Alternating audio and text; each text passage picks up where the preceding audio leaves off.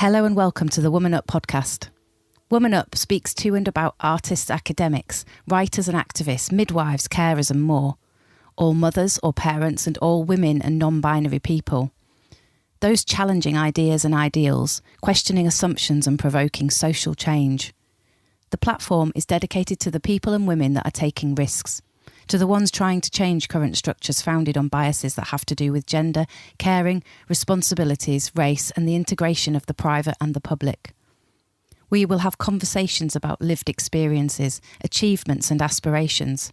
We'll also share campaigns and awareness around crucial intersectional struggles and subjects. Hello and welcome to Woman Up. I'm your host, Susan Merrick, and today we have not one, but two fantastic guests. Please can you each introduce yourselves, and because there are three of us today, it would be great if you can say your name each time you speak so our listeners know who is talking. Thank you very much. Let's start with Oleksandra, Sasha. Hello, my name is Oleksandra and I'm art critic and art historian from Lviv. I don't know what to say more. Okay, I'm also a lecturer at Ukrainian Catholic University. So now we have a period, the end of this year, and I have to write some text about my students, how successful they are. And I think this is amazing job because for me, all these young women really successful and interesting, and I like to read their some scientific researches about culture and art. Amazing, thank you. Would you like us to refer to you as Oleksandra or Sasha today? Sasha today. Sasha, okay, no problem. And Anita. Hey, my name is Anita Nemeth. I'm a multidisciplinary artist, curator, researcher, museum worker from Ukraine, from Lviv and Khmelnytsky, but now I'm living in Krakow with my son, and here I'm working with some refugees, kids refugees from Ukraine, because in Ukraine, in some museums, I made some educational program for kids of every age, you know, and all of my focus is actually on this collaboration between different generations about the feministic aspects of how you work in culture. And now being in Krakow is an interesting experience because the history of such cities as Lviv and Krakow have a lot of common. And history of art too, you know, and now my focus is on biographies of female artists who lived like in Lviv and in Krakow like me, and now I'm comparing in such way. Yeah, so something like this. Wow, that takes me on to one of my first questions actually. So you've already said, Anita, that you have moved to Krakow because of the situation in Ukraine, because of war. So I'd like to ask, first of all, how has that displacement affected or, as you say, influenced your work? Okay, first of all, I have to admit that I made this decision with help of my child, my 7 years old son. His name is Olan. And he just asked us. We were living in Lviv and like living in, you know, such community of my friends.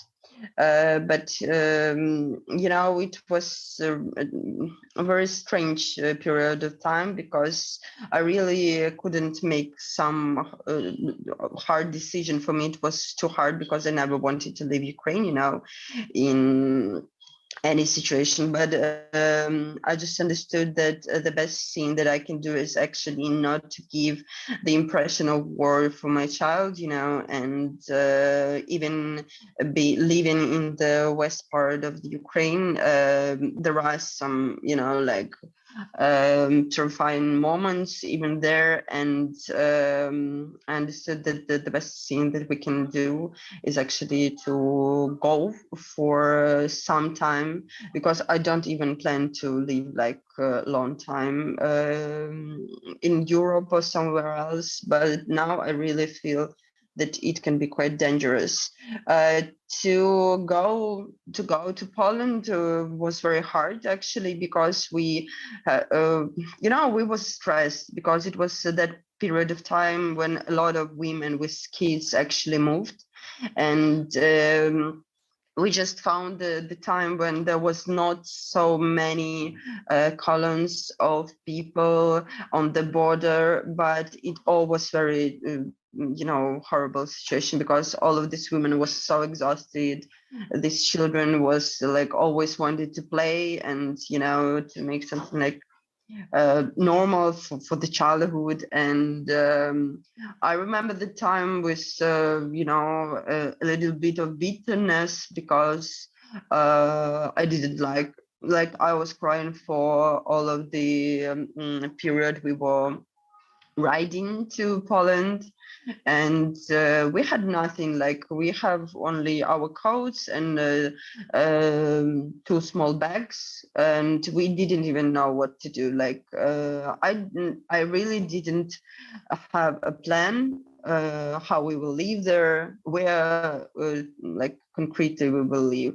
But I have to admit that I have a huge support from my friend who actually asked me to come to her, because she works in IT, and she and her company was arranging this transporting for women and children. And so we lived in a small village near Krakow, and we were always like working with the humanitarian help. And we just like was trying to put some medicine together, some stuff for clothing, some stuff for babies, and put it to Ukraine. So we were like just like automatically started to volunteer. But we lived in a small hotel, and there was a lot of women. Everybody was stressed, a lot of argument were there. But for kids and for my son, it was a very good time, because he will always remember that there was a lot of children and they were playing. But I have to admit that they were actually playing really, they were like playing, oh, now we are going to a bomb cell, and like going to some of the apartments. And we were like, oh my god, really? Are you playing it? But all the drawings that I have seen from children now, everything about it, even if they didn't see anything, for them that's totally a question. So yes, by the accident I found a small cultural program for Ukrainian cultural workers in Krakow, and I started to work there for this period of time. I started to work in such museum of modern art in Krakow. It's called Mozak. But unfortunately, it was not very good, story, because the museum actually raised an exhibition that was called Politic in Art, and they decided to put a face of Russian artist on the posters. And so we had a conflict, because I always have this meaning, like for me it was really very important to learn, to research for Ukrainian culture, to understand the identity, and that's the question how it works now. So after the conflict, I just go for a small part, like help projects, and also we opened the gallery in Lviv. It calls the Organis Gallery, and now it's fragmentally works. And I curated like online and trying to work with different collaborators in Europe. Wow, it's amazing that you've managed to still focus on some art in everything that you're going through. That's it's incredible and interesting that you said that the children kind of have been drawing what they understand of war and what they're picking up, because just before you joined the call, Sasha was saying that with the work with ArtLviv, a lot of the work you're seeing, Sasha, coming up in local galleries and exhibitions. I just to say, just excuse the background noise, but you know, we're having to record wherever we can and completely understand that, so it's fine. I just want to explain to the listeners to understand that, and it's fine. So yes, Sasha was saying that artists in galleries and exhibitions in Lviv are also, that, you know, the work that's coming out is all about war and is the visuals of war as well. So, you know, for children and adults alike, you know, they're having to process what's happening and what's going on. Sasha, could you tell us a bit more about what you're doing in Lviv at the moment in regards to your own work as an art critic? Okay, I moved to Lviv 13 years ago from Kharkiv. I was born in Kharkiv, and my family lived there, but they also had to move to west of Ukraine. Now my sisters and mother and my father. So Lviv became kind of a hub for people who run away from war and who maybe move next to Poland or another European countries. So I also have some volunteers projects. I volunteered at railway station when first evacuation trains came from Kharkiv. There was 1,000 people. They a lot of them were in Lviv for first time in their life, so they were very afraid, and I just made tea for them because it was very cold outside in March. And also I still have my work as a lecturer, as in a university.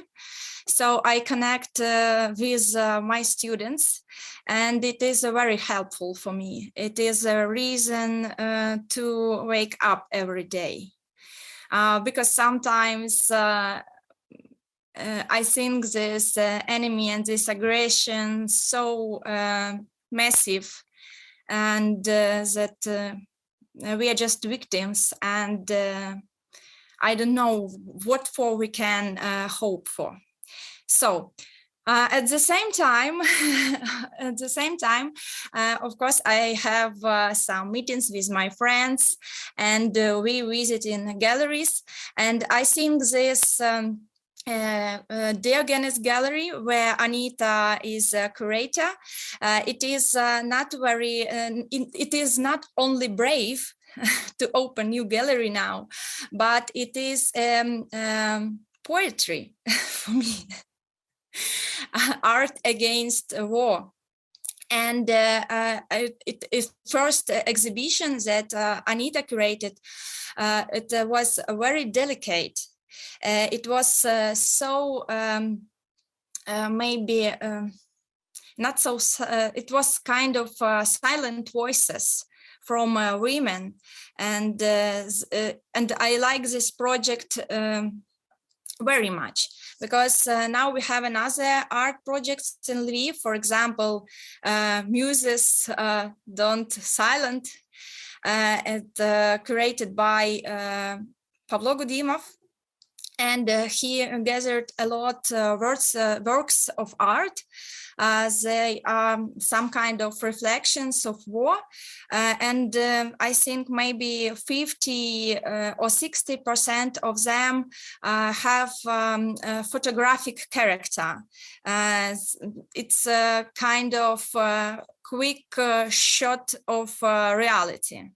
But if I can compare to these exhibitions, Apocalypse in Diogenes Gallery that Anita curated, and Muses Don't Silent with the curator Pavlo Gudimov, I think Apocalypse is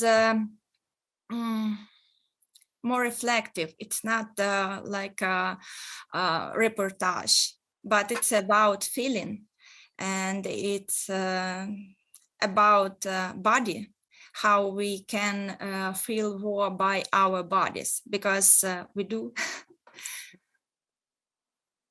That's really powerful. Can we see some of this work online? Is there anywhere we can see it, or is it only in a physical space? It's Anita saying, yeah, I'm preparing some materials in English too about this exposition, and there are some photos, of course.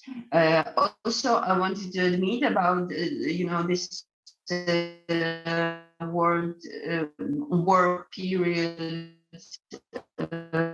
wartime exhibitions in Ukraine. We have like two types of exhibitions. One is Ukraine represented abroad in very different types of art, and that's how we can influence on our Ukrainian context now, like for wartime.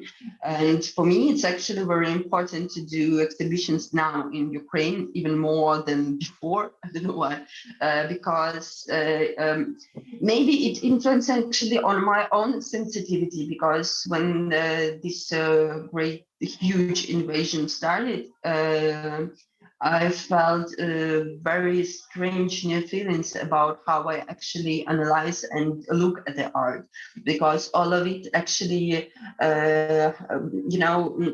it brought so many new meanings, and it's just like refreshed all the history of individual art, how it was, always living by the historical moment and how it was reflected.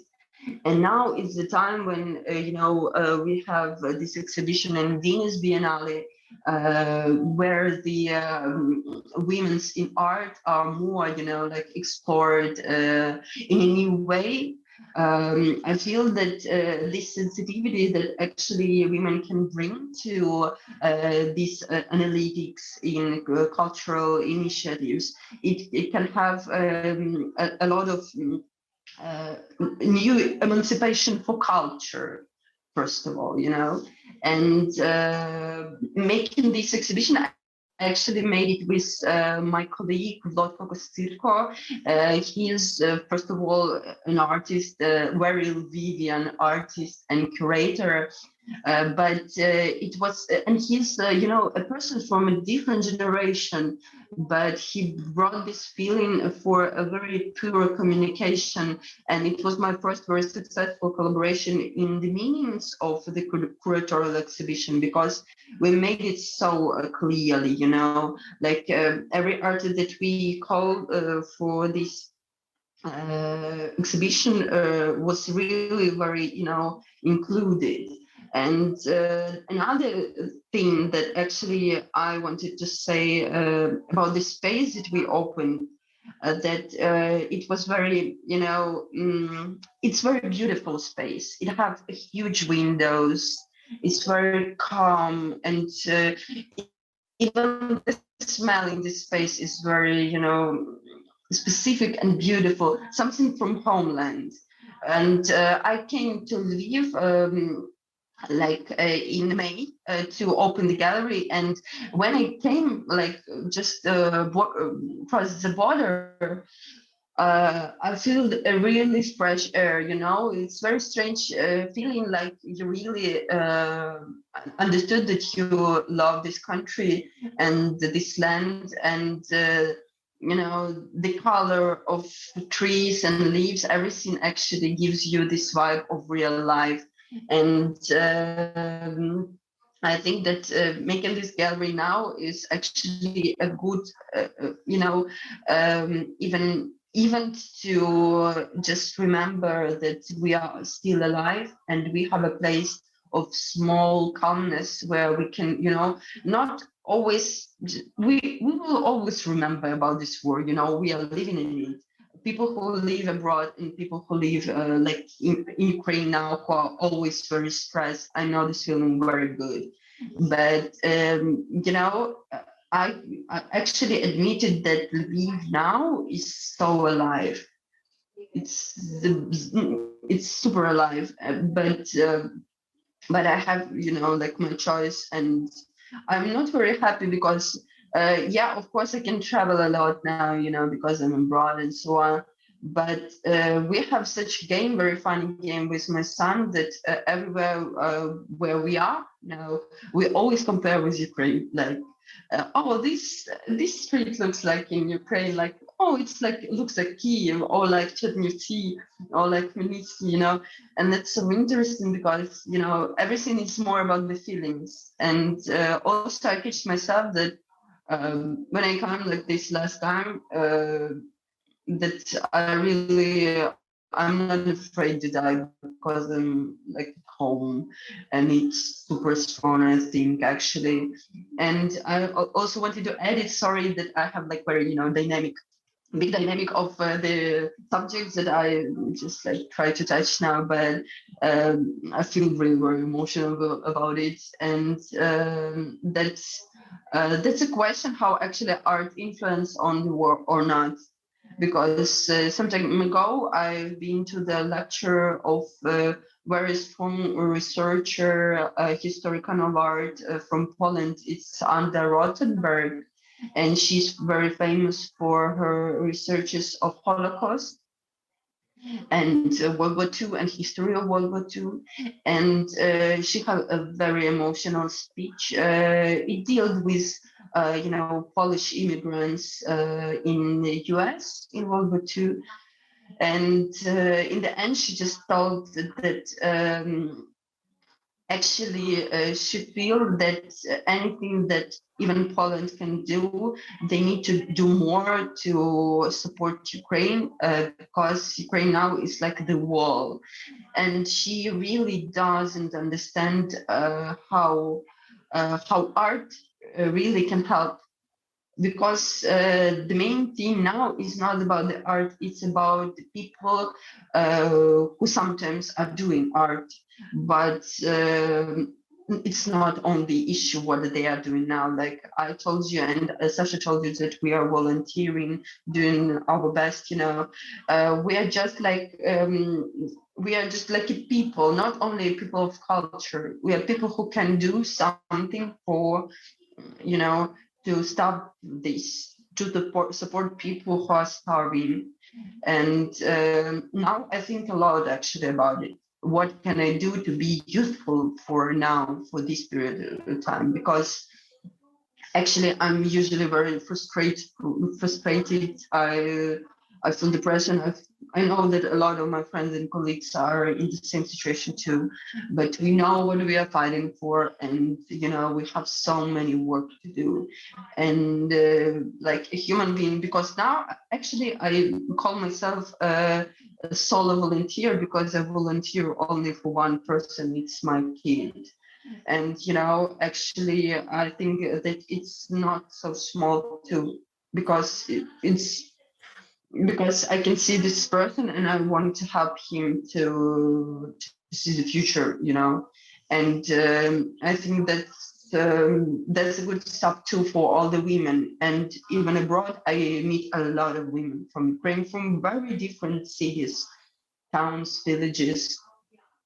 But the interesting thing that we are really can support each other, and we are all from very different generations, different contexts, but now we are just changing them, this context. We really want to understand each other, to provoke this new language. And even now being abroad, everybody wants to go home, even if their city is destroyed, because there are some women that I met that they moved for 2 times. The first time from the Donetsk, for example, and then to Kiev, and from Kiev they are escaping to, but all of them really want to go back. And I think that's a huge power, because we really realize where are we from, and this feeling of this something very personal and very common in the same time. It's very powerful. I think in the case of these women who came abroad and who want to go home, but now they are all just like taking all the best, like from all the initiatives, because in Kharkiv there are a lot of amazing initiatives in art sphere too, because a lot of good museums, good art centers, who are just really want to support, want to communicate, and now it's just like a sharing of these experiences to make our society better, I guess. And for me, it's like a work, because I want to be stronger and make a better, exhibitions, programs, educational programs, because I feel that we need, really to raise another type of society and make it very fast. How it can be, I don't know, but I hope so that it will. So one of my questions, which actually came from Amy, is what is art and art activism to you, and how can it actually affect social change? But I think you've kind of started to answer that, but do you have any other comments in response to that? I guess now for me, art, first of all, is a medium, because actually art can, connect people from very different, local discourses. And now I see how it works. It works very simply. It's not about something huge, but it's very.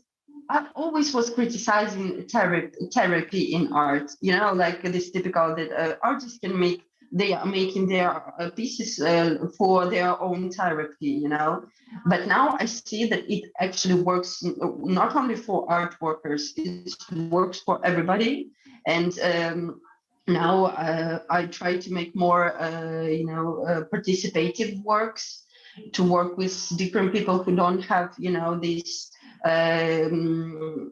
museum and contemporary art knowledge, but it's just like a new language that helps us to understand, because I have actually a tattoo. I made it I don't know if you see it on the 1st March. It's a tattoo of our sign, Ukrainian sign. We call it Trizu, and it was made by myself very fast.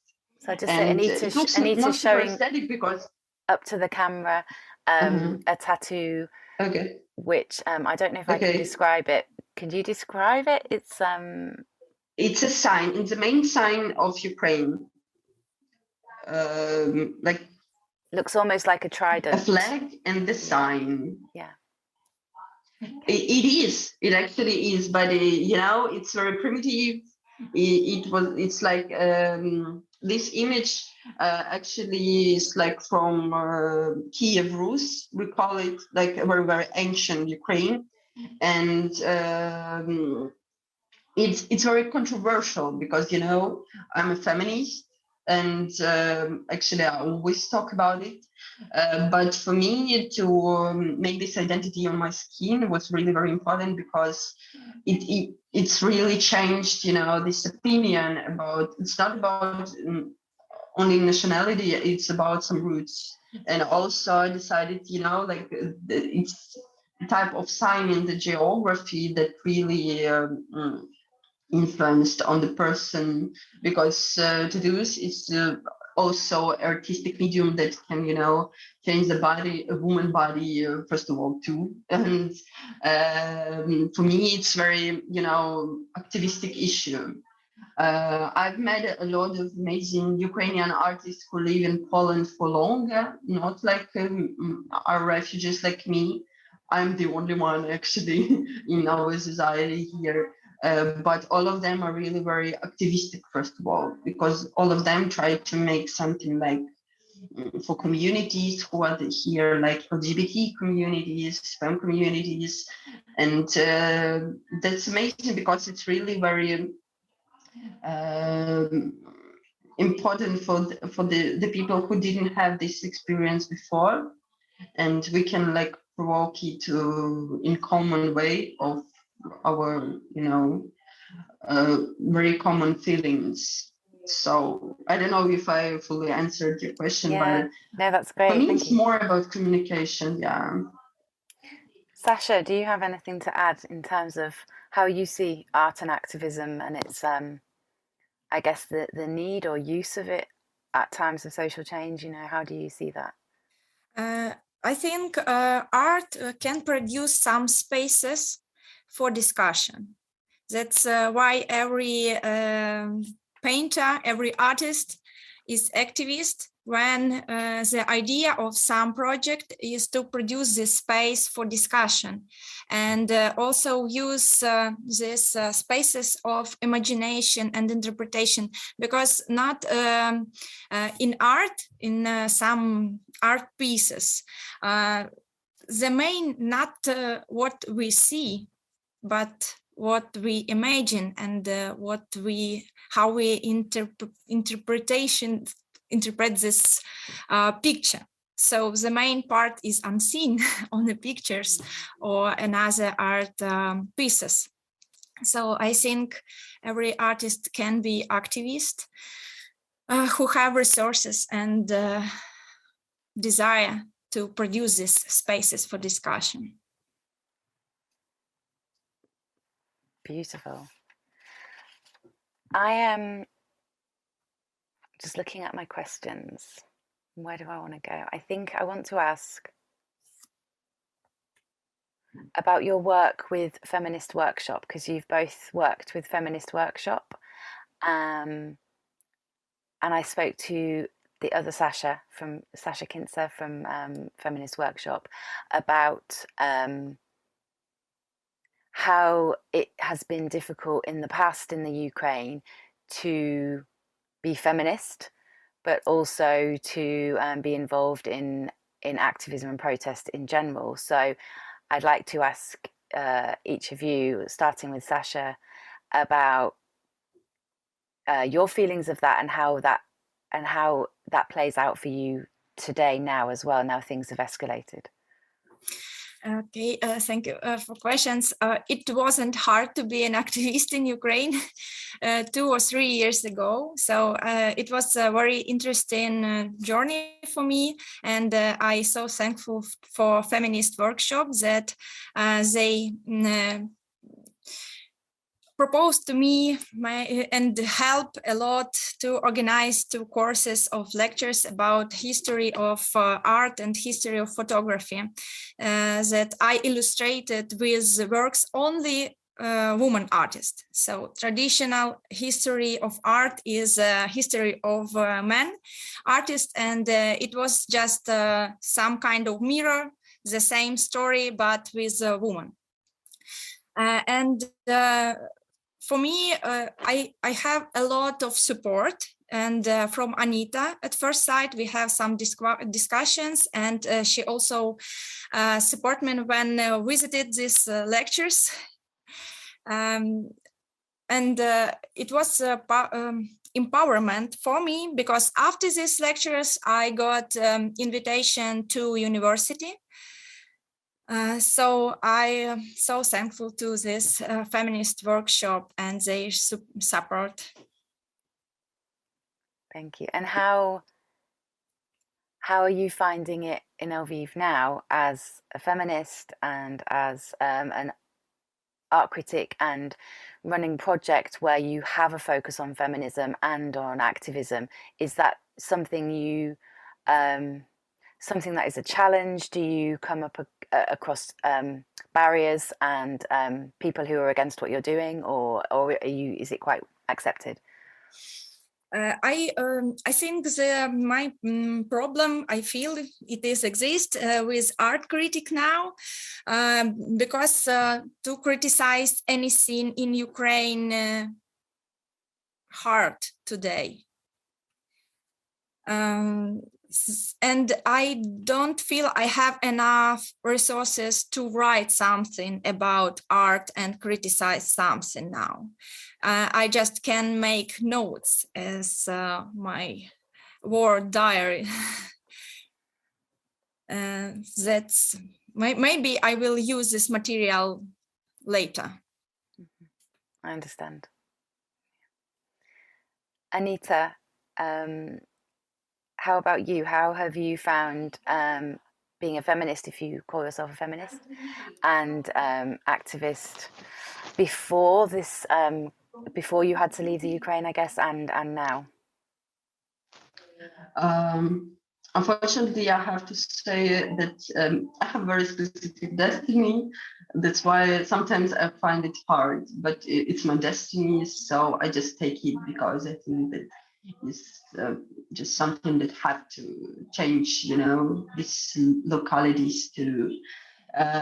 Why it's hard? Because sometimes I have a huge conflict with males, like in culture, and physically too, because a year ago we had a very hard discussion with Sasha and our another colleague, Oleksandra Kushchenko. She's an artist and designer from Lviv. About you know, I have a story that on the opening of exhibition, the guy kicked me in the head. It was a guy that I didn't know him personally, but I guess he was very aggressive, and you know, it was happening in an alternative gallery. It was not official. It was not even super private because it was arranged by the artist. But the conflicts was very huge because the organizers, they didn't supported me well, unfortunately, and they didn't, you know, I feel that in Lviv for the time, the male artists who are more visible and, you know, they are always like more accepted by museums, by some galleries. They are very, you know, sometimes they have a huge fear to say something when they are involved in conflict. And I have very big psychological trauma that put me to the psychotherapy, but I guess that it was very useful for me because like I ended up with this issue in my life for forever, I guess. And that's a question because only a Feminist Workshop actually supported me in this conflict. They helped me to go to police to make this note, and they're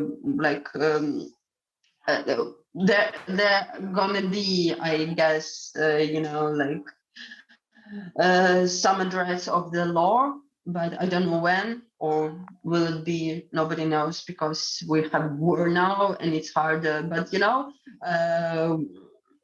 I have some conversation with guys who are on soldiers, and they always says that, you know, some problems that have women's, they are not so, you know, they're not on the first side of the question. It's like something that oh, women always have problems, blah, blah, blah, you know. It's like I gave a birth 8 years ago when the war started in 2014. And my doctor told me that I'm not starving that much than people who are on the war. So for me, you know, now we have the Istanbul Convention ratified, and we have a lot of arguments and discussions now in Ukraine about it, because there are still people who don't understand why we needed this ratification. But I can, you know, just like describe my own experience to explain why we needed it for all of this time. And I think that activism is really important, first of all, for the people, for women who are not afraid to have their voices, to raise their voices like wider and wider. Of course, there are a lot of questions that we still need to fill. You know, not all the answers are now here in art too, but I can see, you know, for us, even that we have a lot of female artist refugees in Europe, that's amazing time to raise their career, because all of them are starting to be very visible. And I think that it will really change the landscape of Ukrainian art, even inside our country, now inside our society. For me, I have to admit that I don't have any energy for making career or something like that. I even can't make any art, like sometimes I try, but in collaboration, but I feel that I just have a few energy just to exist. But sometimes people think that I make a lot, you know, and so on. But I think that it's more about raising inside that, because, you know, a lot of female artists, first of all, they are just try to deal with their usual life, and then about career. And that's a question, because for me, I think that that's what we have to fight in culture too, because now I deal with biography. It's not even biographies of artists who worked in Lviv 100 years ago, and there are so small material about it, you know. And I want, you know, like I always try to collaborate and to help my colleagues, because I feel that actually it makes us stronger. That we can take our children together, and so someone can go somewhere to the party, or I don't know, to the theater, or to sleep, you know, because in this case actually these communities works very good. And now, you know, even we are living in different countries, we still try to support each other, because we know how it is important for our future, our children, you know. What you said there, Anita, is really important as well, about activism and art being really important in terms of getting women's voices out there, women's experiences, especially, as you say, when so much of the male world, and including the male political world of war, the focus is on power and money, and the men involved in the power of war, and not on the women's experience. As you say, it's not considered a priority to think about the women and what the lives of women and how they're affected during war. So that's where art can be incredibly powerful, as you say, because it offers this opportunity of experience. And I think we've spoken a lot today already. I think we could just keep going, which is amazing. I'd like to ask if either of you have anything else you want to share about work you're doing at the moment, whether that's art related or not, anything you want to say that listeners should know about. Or if not, we can add some links to the show notes later on as well. I find the link with photos from the Diogenes gallery. So I send it in chat. If you send those to me afterwards, Sasha, that's great, and I can we can put those on the show notes. It would be great to see those. About activity, I'm going to volunteer today. I have planned to spend maybe 1 or 2 hours with the students from Lviv Art Academy, because they made nets, masks for Ukrainian army. You know what I mean? No, I don't. Explain, what does that mean? Okay, maybe I need Anita support, or I can use vocabulary. What do you need? Like nets? No, it's nets that can help to to hide army. like camouflage. Yeah, camouflage nets. Yeah. Okay. Oh wow. Yeah. So students make this nets, and I want to spend with them some time to share with them my support and get their support also. Interesting activity. Very wow. Mm-hmm. Anita, are there any last things you'd like to share? I'd like to share the idea that actually, we are living in a very interesting times, and I know that we are like Ukrainian citizens can feel it harder, but I think that all of this support, and that Ukrainian artists and Ukrainian citizens started to be more visible. That's a very good issue, because it actually helped us to make this, to identify who we are, but also we want people from abroad to understand who we are, because sometimes that's a question that not everybody even still can make this difference between Russians, Ukrainians, Belarusians. And now we have a very hard time for fighting for this identity. It's all about art too, about female art too.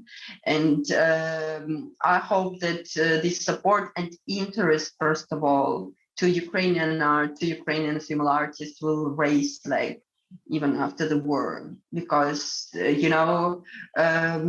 I understood that actually I'm searching for a map and try to look around the world to understand how wide it is, how many interesting cultures do we have, and how they influence on each other. And art is the medium that can help us, to communicate, to find something similar in our cultures, and to understand, to get to know each other better, because even the language, it's a very powerful medium, for speaking. But also I understood that I want to learn more languages, not like common ones, but really very different ones, because it really gives us a knowledge actually how wide this world is, and my wish, that Ukrainian art and Ukrainian female artists will be more visible, and we will make, I think, a lot for doing it. So thanks for this conversation. I hope that it could give some new clues about what's going on, like in our sphere too. But it's always interesting to talk, for me, because sometimes I think that I talk too much, but sorry for that too. It's been fantastic. Thank you so much, Anita, and thank you, Sasha, as well, for both of your time and for setting up this talk. Thank you, Susan. Yeah. Have a nice day. Thank you. Yeah, thanks. I just want to add to the end of that conversation that because we were talking about such difficult circumstances, it felt like a very important discussion around actually what it's like being an artist in times of displacement, which so many people will have experience of around the world. But it did mean that we didn't necessarily talk as much as I would have aimed to with regard to Anita's work. So Anita Nemeth, who you've just heard from, along with Sasha Kushchenko. Anita is an artist, a curator, and a museum employee. She's worked in sculpture and performance, and interactive performance. She's done work with her son, and then she's moved to Krakow as a refugee with her son due to the war, or due to the invasion more recently. So I enthusiastically ask you to check out her work. We have some links at the bottom of the show notes, and you can also find her online. Anita and Sasha have shared with us a link to Block magazine, which has a piece of writing from Anita in there, and also a piece of writing from Katerina Lisovenko, who we were also supposed to speak to, who was ill on this during this morning when we made the call. The piece of work in Block magazine is called Silence Feminine. Nobody talks about this. So we also will share the link to that below the show. You've been listening to Woman Up. Woman Up is a podcast created by artists Amy Dignam and Susan Merrick in partnership with Procreate Project. For more episodes, please visit us at procreateproject.com or find us on all your usual podcast platforms.